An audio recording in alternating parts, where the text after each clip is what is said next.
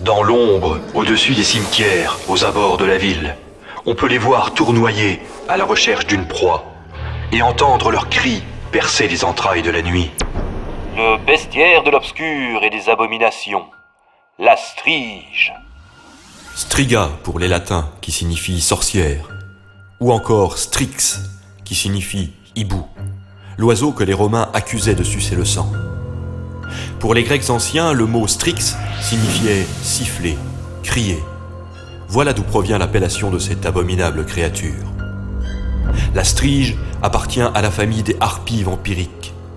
Très dangereuse, elle vit en meute près des cimetières anciens, dans les ruines oubliées, les clochers abandonnés, ou encore dans les grottes. Ses dents fines et tranchantes déchiquetent ou infectent ses victimes.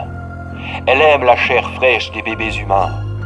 Elle paralyse ses proies de son cri strident. D'une taille qui varie entre 1,70 m et 2,20 m, la Strige porte l'esprit d'un démon dans son corps mi-oiseau de proie, mi-humain. À la nuit tombée, elle part en chasse, seule ou en groupe. La chasse en groupe est plutôt pratiquée pour la capture d'hommes et de femmes dont elle se nourrit, se désaltérant également de leur sang.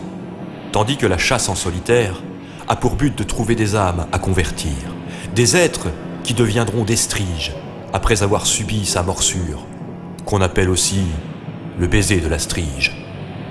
On sait qu'elle s'insinue la nuit dans les maisons pour arracher les nouveau-nés de leur berceau. Certains seront dévorés, d'autres constitueront la nouvelle génération de Striges. Elles peuvent vivre jusqu'à 130 ans. En voie d'extinction au siècle dernier, des signalements de Striges à travers le monde laissent à penser que leur retour est proche. Vivez le baiser de la Strige en audio immersif sur la chaîne Sturpy Horror Stories. À bientôt. Le bestiaire de l'obscur et des abominations, la Strige.